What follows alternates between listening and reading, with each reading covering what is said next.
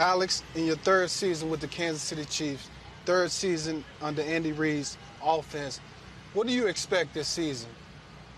Yeah, I think a lot's been talked about that with the third season, and certainly we have a lot of high expectations for ourselves. But I think with that, it's a chance to take it to the next level. Really kind of, I think, advanced offense, really kind of a chance to capitalize on some situations out there, really kind of reduce mistakes, reduce turnovers, be an efficient offense, and I think that's kind of the goal of every offense, but certainly for us, it's go out there and score points, and eliminate mistakes, eliminate turnovers, put ourselves in a good chance to win ball games. And certainly with that, we had a great offseason, had a lot of great work in OTAs, and kind of carried that into camp now. A chance to kind of start it up with some preseason games next week. You say advanced offense. You look at the supporting cast now, bringing Jeremy Maclin in, D'Anthony Thomas moving to receiver, Travis Kelce becoming a big-time tight end. Yeah. This offense seems to be built around matchups. Yeah. Like, how versatile can you be with this group? I think that's what you're going for again. Is to have a bunch of tools, a bunch of weapons, and it can't double everybody, right? And somebody's one-on-one, and really, my job as a quarterback is to go out there and kind of facilitate that, a little bit like a point guard, and run the offense and deliver the ball where it's supposed to go and do it accurately and on time, and let those guys go make plays. And really kind of the definition of West Coast offense, and let the system work for you. Go out there and run it. And like you said it, we got a bunch of guys that we feel good about, all of them, and go out there and like I said, stay healthy, and let's go out there and make plays. You and Jeremy Maclin seem to be in mid-season form, like you guys been playing together forever. Why is that? Is it something that you see in him, or you guys just have a great connection naturally? I think a couple things. One, I think his history in the offense, he really kind of came in day one and didn't skip a beat. There was literally no catch-up. He came in and it was like it was fluid, even like he'd never left. And then the type of receiver he is. He's the type of receiver that he's got great body language. He sees things so well. He's smart. And then he can go. He can really go. And when you get open like that, it's easy to throw to. So much has been made about the deep ball in this offense and how it's not a big enough part of what you guys do. With Maclin, again, with D'Anthony Thomas, how much do you want to push the ball down the field this coming season? Yeah, we're always trying to stretch the field. You're trying to stretch it horizontally, you're trying to stretch it vertically, and certainly play-by-play, it's a little different. But when we get those opportunities, we need to make that happen, and it's on all 11 of us. And when we get them, we got to hit them, and that's part of the deal. But certainly I think with West Coast offense, once again, you're trying to spread the field all the time, and when we do get those shots, we have to be opportunistic. We have to be able to hit them. Man, your defense out here, you guys been battling, man, going back and forth. How are them guys making your offense better? They give us such good looks. They do so much, first of all, I think, especially up front, protection-wise. When you got the front that they do and they're moving around and we get every look imaginable, it really kind of makes us kind of be on our P's and Q's, and we got to know all the little details up front with protections.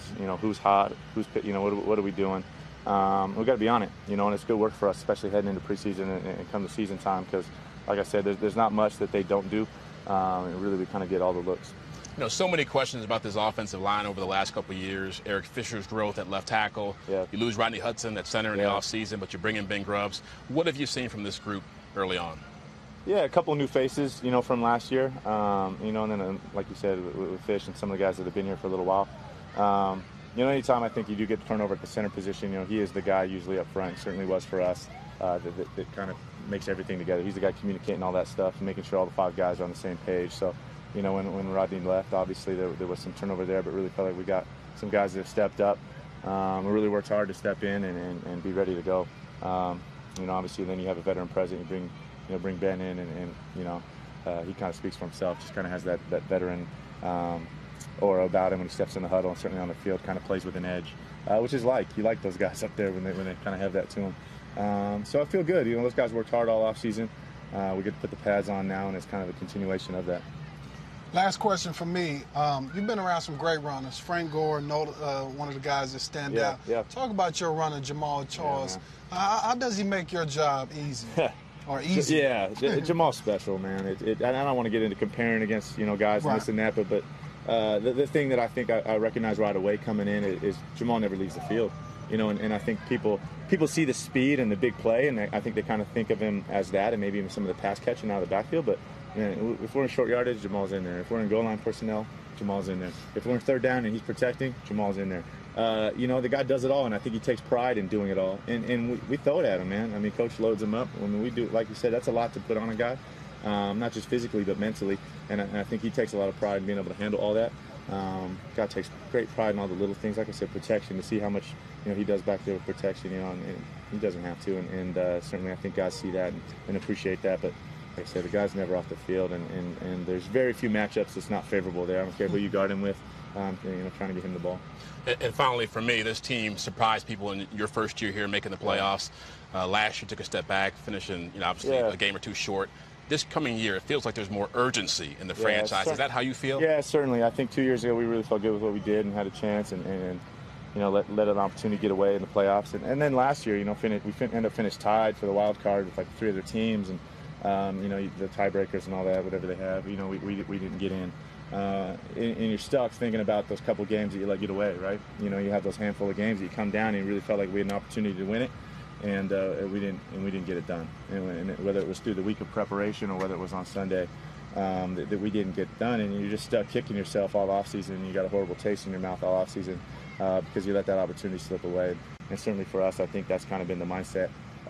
You can't let it happen. That's kind of the name of the game here. I mean, you can be as good as you want. We beat both Super Bowl teams last year. But if you don't get in the dance, if you don't take care of the business every single week, you're not going to get in. And for us, I think that's kind of the mindset that every single week, we've got to be on it, and when we are, we're tough to beat. Okay. Alex Smith, thank you very much. Back to you in the studio.